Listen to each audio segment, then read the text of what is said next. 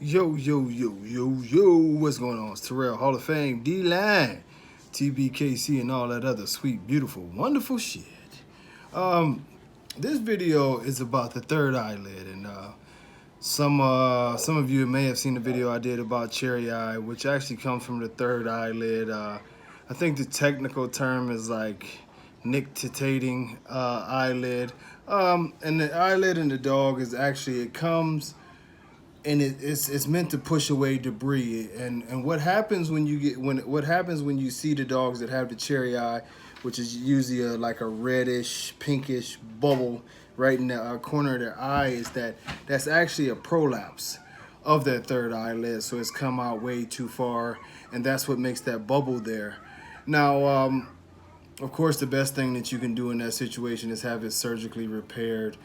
Um, and most of the time, that's just putting back into the right spot so it's not prolapsed. And I think one of the surgeries that's more popular for it, I think they said, is the pocket surgery.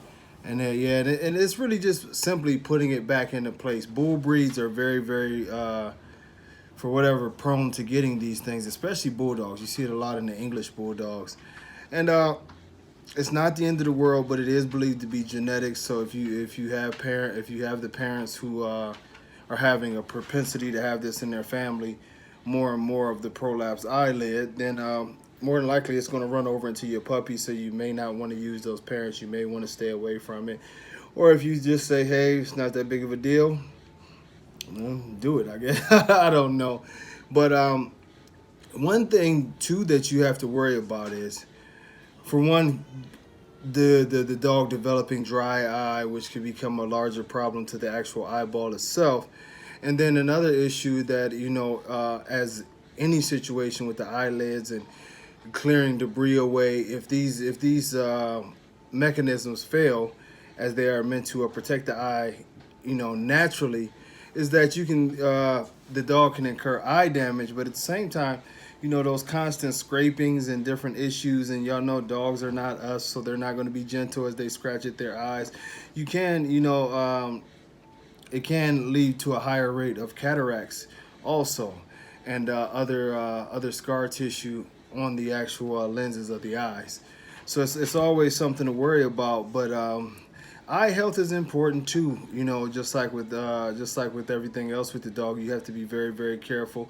And from time to time, when you're looking at your dog, check to see if you can see that third eyelid, because if you see it and it's starting to move over and it's starting to maybe look inflamed, it could be in the early parts of prolapsing, which could save you a lot of trouble as far as getting it checked early. And the treatment might be a lot cheaper. But it also could save you, like I said, could save you a lot of trouble, that if that third eyelid is failing, or really anything going on with the eye in general.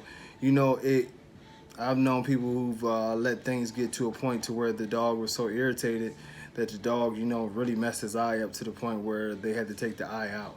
And it depends on certain things. Sometimes it could be something just getting in the eye, or other times it could be, genetic, where the eye is inflamed at. But regardless, dogs are not us, of course. So they're wild. They run around, they do things, they get into things, and their eyes, although not quite as sensitive as ours because they're built for what they do, you can't have these things happen, and you need to pay close attention to any kind of eye irritation. The prolapse, third eyelid is probably the most recognizable, because you see this big red thing coming out of there. But trust me, there's many different things that can happen with the eyes, and you need to protect your dog's eyes. If your dogs get something in their eyes, a lot of times it's the same as with us. You can get water, and rinse their eyes out, and most times that works.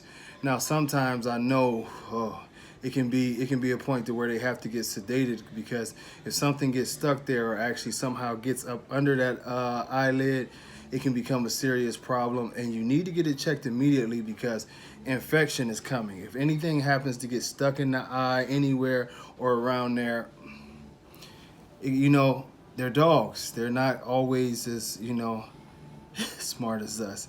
Sometimes they are. But it's something that I urge a lot of you to be very careful with. because in my lifetime, I'm trying to think, I've at least known, well, two dogs that had to have an eye removed, and the other dog that actually went blind, you know, in one eye from different eye injuries that probably could have been prevented if it would have happened earlier. So with that being said, man, y'all take care of those dogs' eyes. Until next time, much love. Peace.